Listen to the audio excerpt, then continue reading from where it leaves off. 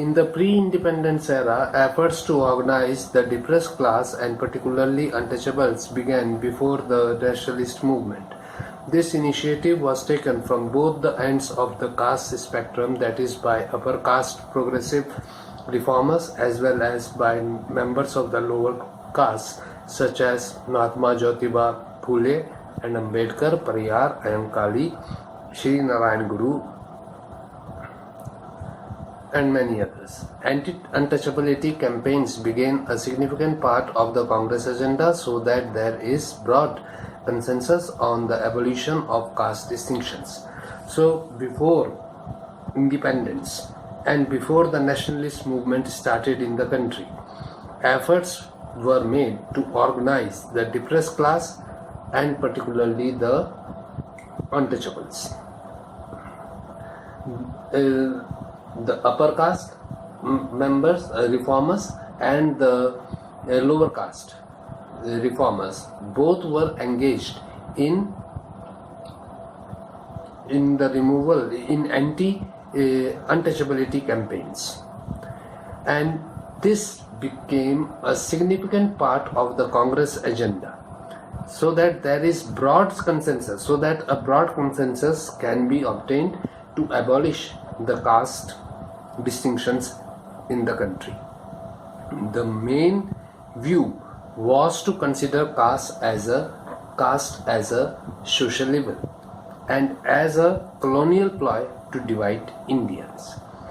Gandhi worked for the upliftment of the lower caste and also reassessed the land-owning upper caste that their interests would be looked after, and this was the assurance given by Mahatma Gandhi to the lower caste people that their economic upliftment will be taken care of and the interest of the land owning class will also be taken care of. On one hand, state was committed to abolish caste and mentioned the same in the constitution. On the other hand, the state was both unable and unwilling to push through radical reforms which would have undermined the economic basis for caste inequality.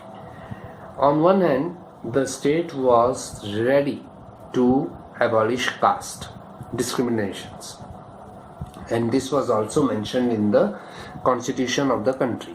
On the other hand, the state was not able and was not willing to push through radical reforms which would have undermined the economic basis for caste inequality.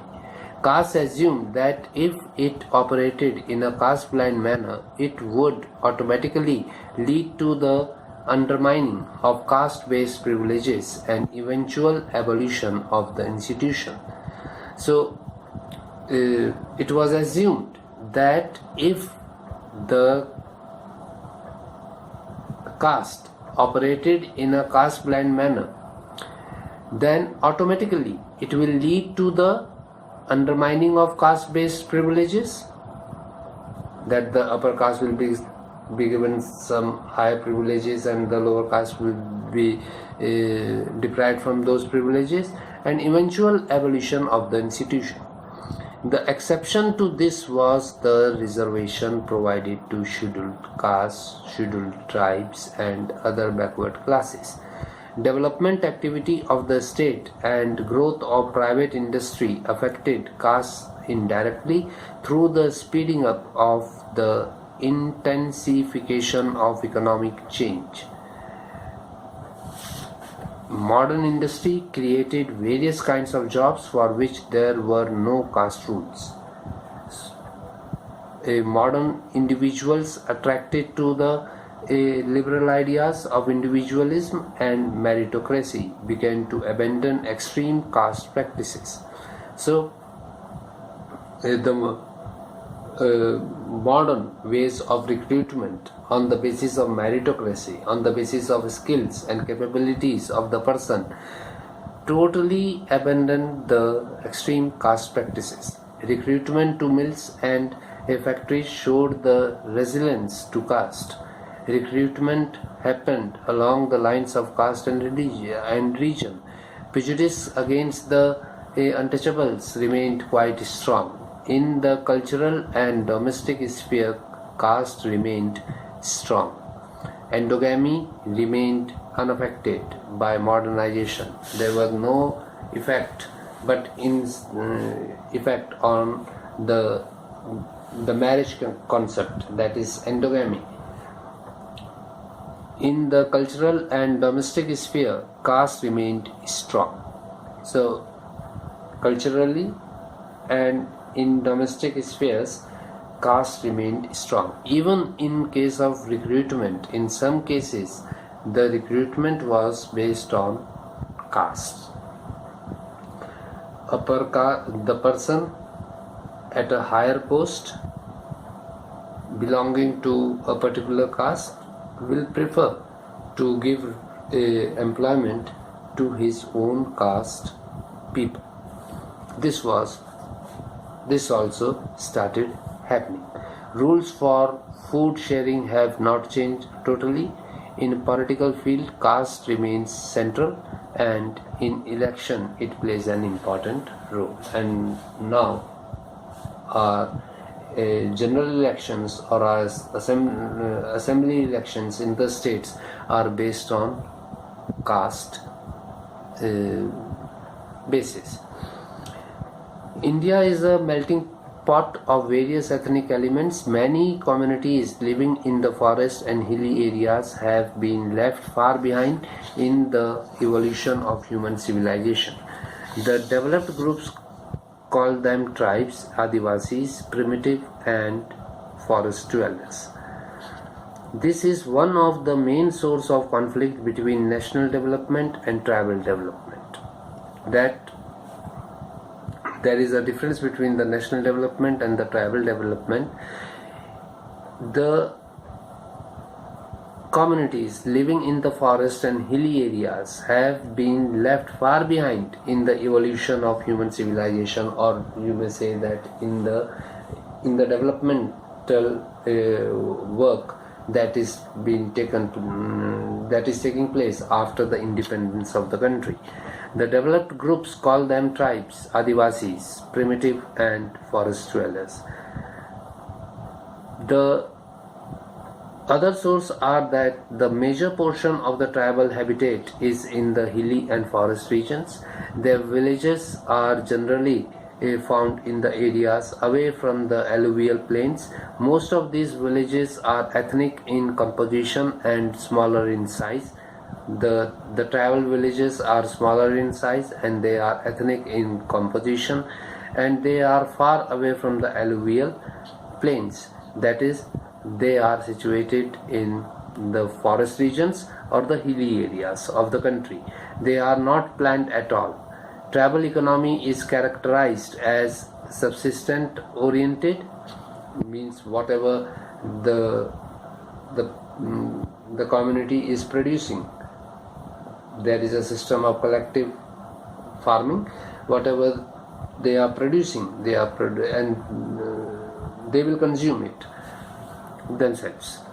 This type of economy is based mainly on collecting, hunting and fishing, or a combination of hunting and collecting with shifting cultivation. Even the so-called plow using agriculture tribes do often, wherever scope is available, they supplement their economy with hunting and collecting. Even those tribal groups which are engaged in agriculture, in cultivation, harvesting of lands, they also, and whenever they feel like, shift from agriculture to hunting and collecting. Obviously, the tribal economy uses simple technology. Under such economic system, there is simple a division of labor, small scale units of production, and no investment of capital. So in the tribal economic system, there is simple division of labor, there are small scale units who are engaged in production activities, and no investment of capital. The social unit of production, distribution and consumption is limited to the family and lineage, and whatever is being produced, that will be distributed amongst the members of the family and among the lineage of the members. In fact, this kind of economy is imposed by circumstances which are beyond the control of human beings. Poverty of the physical environment, ignorance of efficient technique of exploring natural resources, lack of capital for investments. And the main characteristic of the tribal economy is are circumstances such as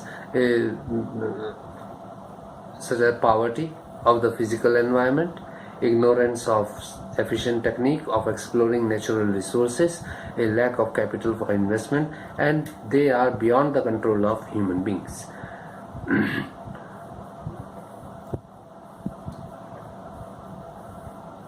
Unfortunately, after independence, in spite of the fact that the government has been making many plans and programs for the welfare of the tribal people, these policies have been evaluated on the ground of money spent on them and not on the qualitative improvement at the ground level. After independence, the government is trying to focus on the development, on the economic development, social development and political development of the tribal groups for the welfare of the tribal people, and many policies have been made by the government, but whatever the government is investing in the implementation of these policies, that is taken into account, but in actual, what is the quality, what is the output of these policies, this has never been calculated. Thus, the tribal community have remained marginalized in the sense of national development, and they have been fighting for their rights. And now also, the tribal communities have remained marginalized, and they are now also fighting for their